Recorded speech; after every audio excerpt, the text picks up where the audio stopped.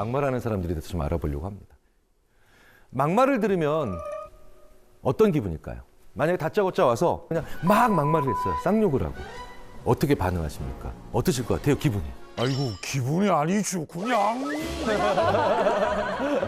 나를 때리는 것도 아닌데 사실은 거의 뭐 내 얼굴에 침 뱉은 거와 똑같은 그런 느낌이죠. 똑같은 거죠. 네. 그런 모욕감 앞에서 누가 네, 이렇게 네, 네. 편안할 수 있겠어요.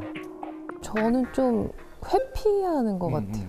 자리를 떠나거나 아니면 그냥 무시할 것 같아요, 저는. 저도 어렸을 때는 그냥 못 들은 척을 했었는데 좀 나이가 들면서는 그냥 이렇게 반응해주는 내 에너지가 너무 아까워서 그냥 삥긋 웃어줘요. 그냥 아 예. 그럼 진짜 열받겠다. 돈이 있으면 이 막말은요, 특히 21세기 들어와서 굉장히. 예. 그런데 막말을 찾아보면 연관 검색어가 프리 스피치로 나와요. 그러니까 자유로워지기 때문에 우리가 막말하는 거죠. 19세기보다 20세기가 더 자유로웠잖아요. 20세기보다는 21세기가 좀 더 자유로웠죠. 우리가 자유롭게 얘기할 수 있는 사회로 가는 과정에서 그 막말이 다시 한번 또 뜨고 있죠. 예, 굉장히 큰 염려가 되고 있죠. 이 막말이라는 게 결국은 근본적으로 보면 혐오입니다. 근데 혐오는 굉장히 중요한 생존적 반응이에요. 자, 지금 이 앞에 누가 변을 봤어요. 변을 봤어요. 그렇죠. 바로 하시죠. 여기서의 호기심을 느낀다? 얘는 어떤 느낌일까? 딱. 그렇죠. 그런 사람은 오래 못 살겠죠.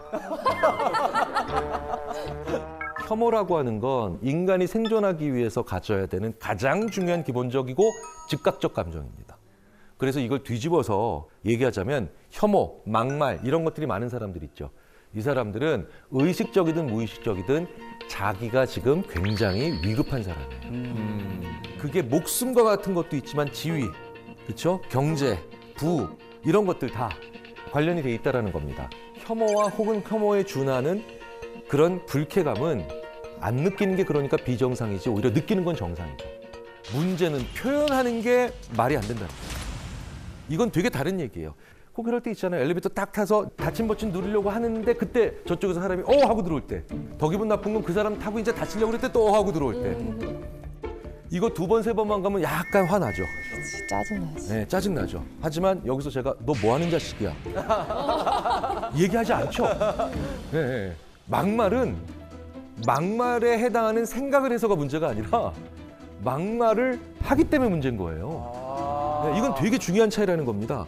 우리가 해야 될 걸 해야 되는 것도 중요하지만 안 해야 될 걸 제대로 안 하는 것이 너무나도 중요하죠. 너무나도 유명한 예가 막말의 대가 바로 도널드 트럼프잖아요. 네, 그렇죠? 네, 트럼프가 했던 이 대표적인 상대 후보를 향했던 얘기가 있습니다. 저 사람은 민간 기업에 취업도 못할 사람이다. 그리고 자기 자신을 비난했던 한 의원의 지역구인 볼티모어에 대해서는 이렇게 얘기했죠. 역겹고 쥐가 들끓는 난장판이다. 누구도 살고 싶어하지 않는 미국 최악의 지역이다. 이런 이상한 소리들은 심리학에서 이제 정규적인 용어로 등극을 했죠. 영어로 볼쉿.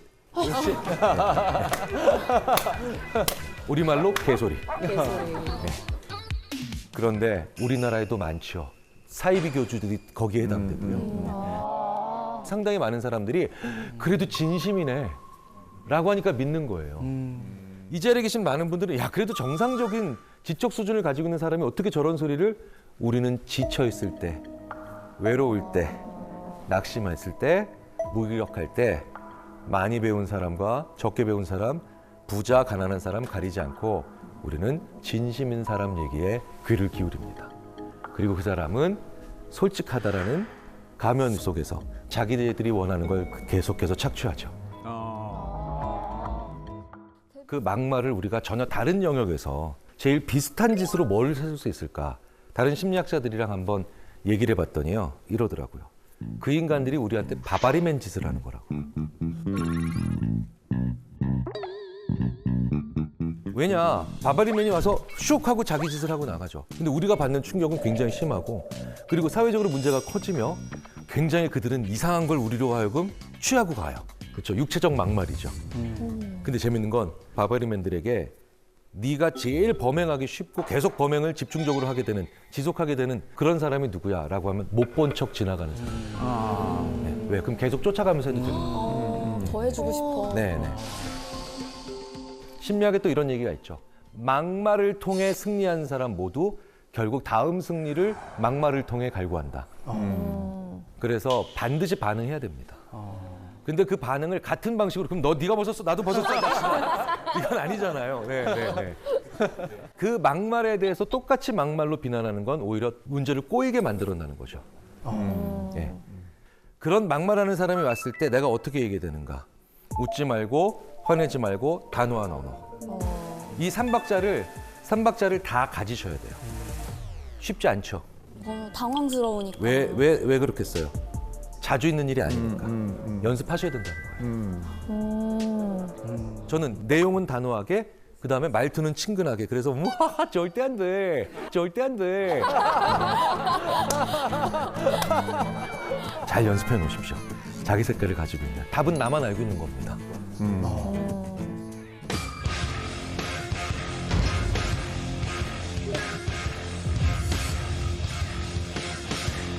늘 밝은 사람들, 속을 모르겠는 사람들, 늘 웃고.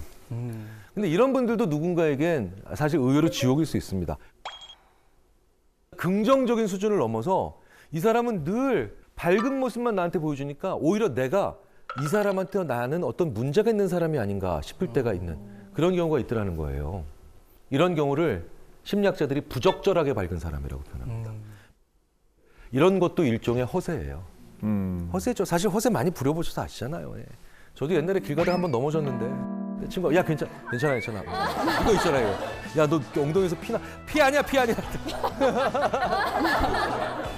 사실 사람들은 내가 남들에게 약하게 보이기 싫고 내가 남들에게 동정받기 싫다라고 하는 그런 욕구가 있죠.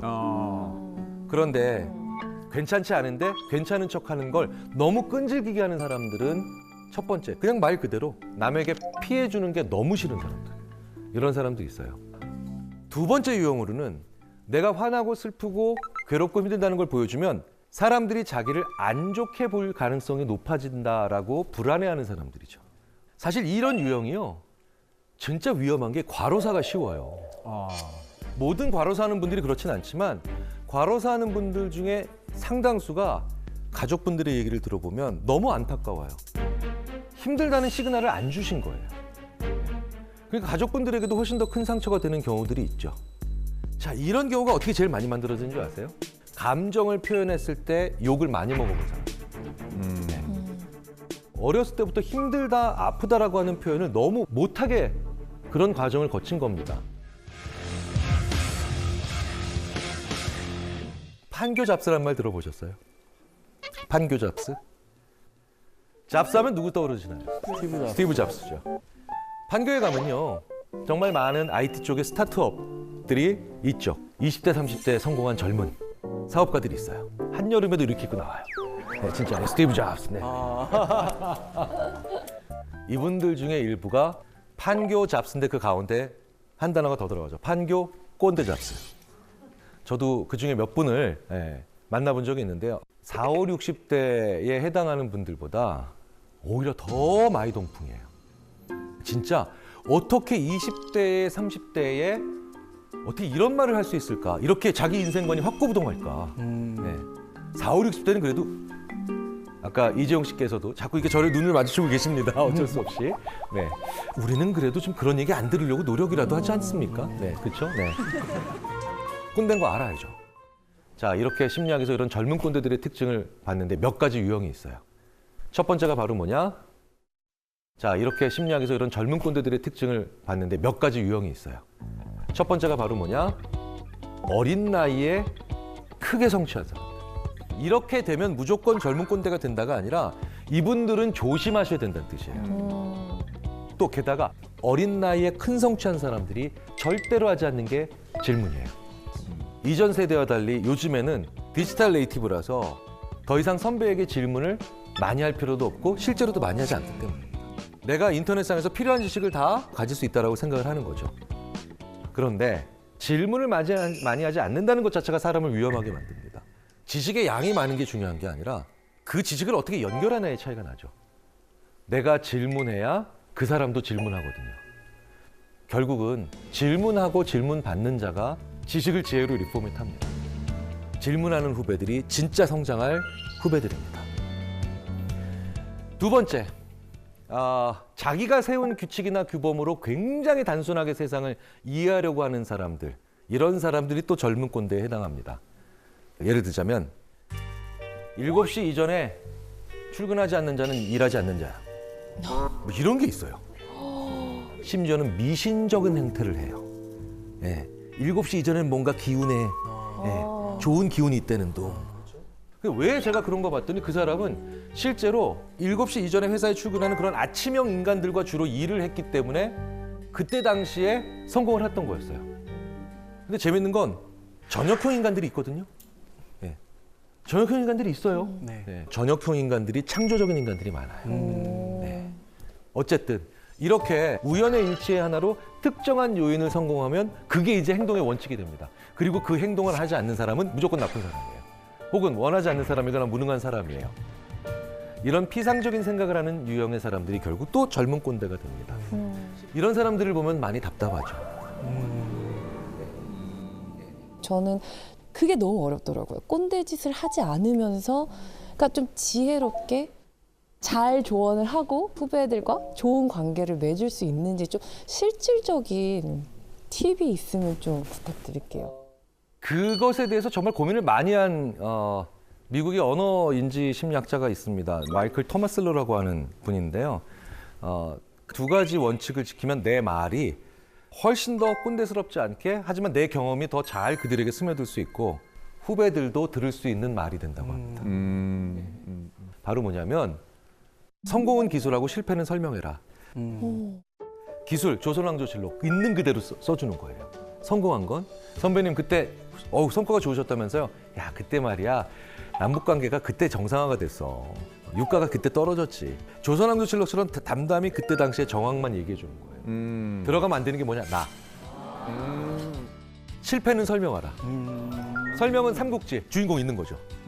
선배님 그때 왜 이렇게 안 좋았다면서요? 그때 내가 뭐가 문제였냐면 말이지. 그러면 내가 가진 경험을 완전히 받아들일 준비가 돼 있죠. 요거 거꾸로 하죠 대부분. 자기의 성공을 설명하죠. 그렇죠. 신나게 그냥 나의 무공을. 그렇지. 밤을 자지 않고. 근데 되게 재밌는 건 그런 선배가 자기의 실패는 기술해버리면 되게 기만적으로 보이죠. 그때 국제 정세가 안 좋았어. 그때 유가가 지금 저참하게 떨어지고. 변명 같고. 성공은 기술하고 실패는 설명하면 굉장히 후배로서는 받아 적고 싶은 선배들의 말이죠. 나이 든 꼰대, 젊은 꼰대 모두 막론하고 꼭 하는 말이 하나 있어요. 이분들이 많이 하는 얘기가 뭘까요? 그쵸. 네. 뒤에서 다 해주시는. 10,000불짜리 그 용어인 것 같아요. 라떼는 말이야. 그쵸? 네, 네, 정말. 그런데요. 하셔도 돼요. 나 때는 말이야. 그 말 자체가 나쁘기보다는 결국 내가 말이야. 너희 때는 말이지. 내가 너희들을 알지. 이렇게 얘기했다는 거예요. 그 세대를 비교해버리면서 혹은 차별하면서 균형이 무너지는 말이 됩니다. 그래서 라떼는 말이야보다는 우리 때는 말이야가 좀 더 괜찮아요. 내가가 아니라 우리 때는 말이야 우리가 이렇게 힘을 합쳤어. 이렇게 얘기하면 그래? 그때는 그렇게 힘을 합쳤다는 거지. 이 선배의 이야기가 그렇게 위선적으로 보이지 않는다는 거예요. 그래서 진짜 안 좋은 칭찬이 바로 뭐냐면 요즘 젊은 사람답지 않게 일을 참 잘해요. 요즘 젊은 사람을 한 방에 보내버리는 말이죠. 근데 우리가 이런 말 되게 많이 해요. 반대로 우리 이재용 씨께서 김용준 씨한테 이런 칭찬 들었다고 생각해 보세요. 기분 되게 이상할걸요? 어머 선배님 나이 드신 분답지 않게 옷을 참 잘 입으십니다. 나이 드신 분답지 않게 옷을 참 잘 입으십니다. 어머. 그 세대 내를 비교하거나 뭔가 우열을 매기면서 칭찬하거나 아니면 심지어는 덕담해도 좋은 결과는 안 일어납니다. 가장 좋은 칭찬과 대화는 우연한 득점에 있습니다. 어렸을 때 제가 아무 생각 없이 신발을 다 나가실 때 편하게 신도록 돌려놨어요. 그런데 이모 중에 한 분이 이러시더라고요. 어머 누가 이렇게 기특하게 신발을 다 돌려놨어서 나갈 때 편하게 신기에. 저요 이모. 아우 역시 경일. 저한테 40년 동안 기억나는 말이죠. 어, 이렇게 우연한 득점이 있어요. 우리의 뇌는 거기에 강하게 반응합니다. 내가 큰 의미 없이 하는 행동, 아무 생각 없이 하는 행동인데도 이 행동이 조직, 혹은 우리 집, 가정, 혹은 우리 학교에 도움이 되는 이타적인 행동이라면 누군가가 그걸 놓치지 않고 아, 이거 누가 했어? 고마워. 아유, 이거 요긴한 행동이네. 이렇게 덕담 받아본 이런 사람들이 어떤 사람으로 변할까요? 바로 자율적 인간입니다.